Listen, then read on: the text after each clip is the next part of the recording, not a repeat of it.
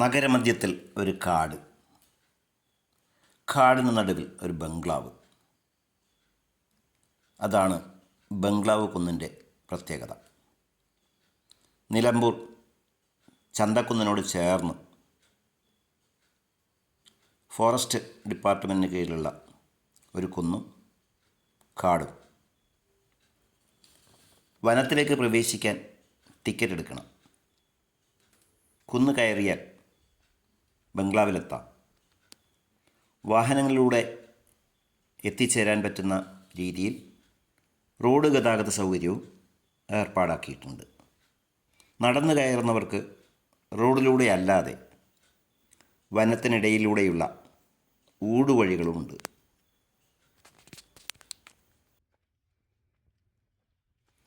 രാവിലെ 9 മണി മുതൽ വൈകിട്ട് 5:30 വരെയാണ് പ്രവേശനം. വാഹനങ്ങൾ ബംഗ്ലാവിന് മുന്നിൽ വരെ കൊണ്ടുപോകാം. അതിന് പ്രത്യേക പാർക്കിംഗ് ഫീസും ഈടാക്കുന്നതാണ്.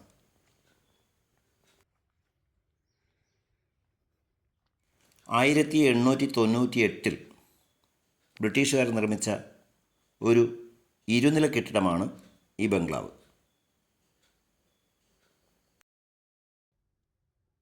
അന്നത്തെ വനം വകുപ്പ് മേധാവികൾക്ക് വേണ്ടി നിർമ്മിച്ചതാണ് ഈ കെട്ടിടം. 1920 മലബാർ കലാപ സമയത്ത് കെട്ടിടത്തിന് നാശം സംഭവിക്കുകയുണ്ടായി. 1928 പുതുക്കിപ്പണിയുകയും ചെയ്തിരുന്നു. ബ്രിട്ടീഷ് ഭരണത്തിന് ശേഷവും ഇത് DFO ഓഫീസായി തന്നെ തുടർന്നു. 1968 നക്സൽ ആക്രമണത്തെ തുടർന്ന് DFO ബംഗ്ലാവിനെ ഉപേക്ഷിച്ചു. പിന്നീട് പലപ്പോഴായി കെട്ടിടം പുതുക്കിപ്പണിത് പഴയ നിർമ്മിതി നിലനിർത്തുകയുണ്ടായിരുന്നു. 1990 വരെ സർക്കാർ സ്ഥാപനങ്ങൾ പലതായി ഇവിടെ പ്രവർത്തിക്കുകയും ചെയ്തിരുന്നു. ബ്രിട്ടീഷ് ശൈലിയിൽ നിർമ്മിച്ച ഒരു ഇരുനില കെട്ടിടമാണ് ഈ ബംഗ്ലാവ് എന്ന് പ്രത്യേകം പറയേണ്ടതുണ്ട്. ഉയർന്ന മേൽക്കൂര, വലിയ മുറികൾ, ഒട്ടനേകം ജനാലകൾ എന്നിവയുള്ള കെട്ടിടത്തിൻ്റെ 2ാം നില പൂർണ്ണമായും മരപ്പലകകൾ കൊണ്ട് നിർമ്മിച്ചതാണ്.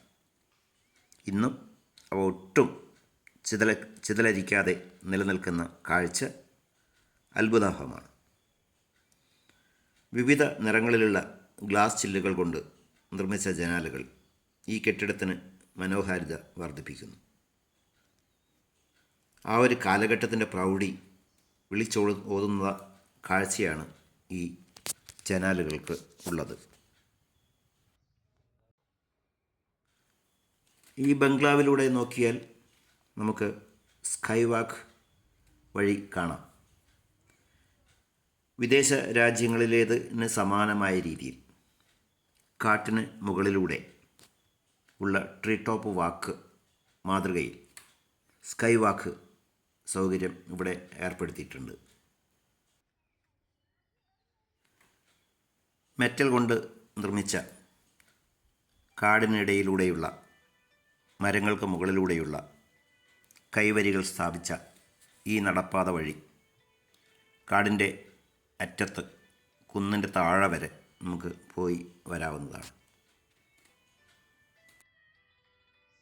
നടപ്പാത കയറിയിറങ്ങിയാൽ അടുത്ത റോഡിലെത്തുമെങ്കിലും സുരക്ഷാ കാരണങ്ങളാൽ റോഡിൽ തുറക്കുന്ന ഭാഗം അടച്ചിട്ടിരിപ്പാണ്.